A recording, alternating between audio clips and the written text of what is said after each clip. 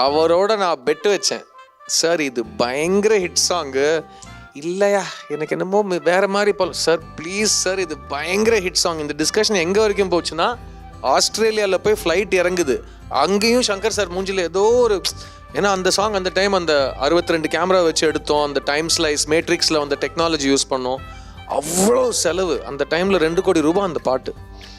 Okay, அந்த காலத்தில் 20 வருஷத்துக்கு முன்னாடி. ஸோ 2 கோடி ரூபாய் செலவு பண்ணுற சாங்குக்கு ஒரு டேரக்டருக்கு எவ்வளோ கான்ஃபிடன்ஸ் இருக்கணும் கன்ஃபார்மாக.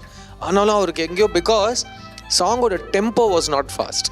ஸோ அவர் கொஞ்சம் டவுட்டு, இவ்வளோ பயங்கரமாக ஷூட் பண்ண போகிறோம், எகிரி குதித்தேன் வானம் எடுத்தது பாதங்கள், அந்த டெம்போவில் இருக்க பாட்டு.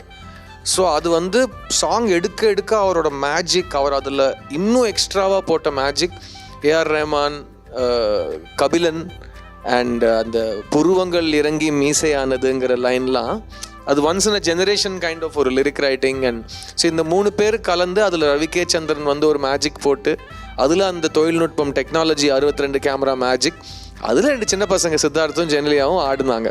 ஸோ நாங்கள் தான் அதில் லாஸ்ட்டு பூந்தி கொடுப்பாங்களே ஸ்வீட் ஷாப்பில், அந்த மாதிரி நாங்கள்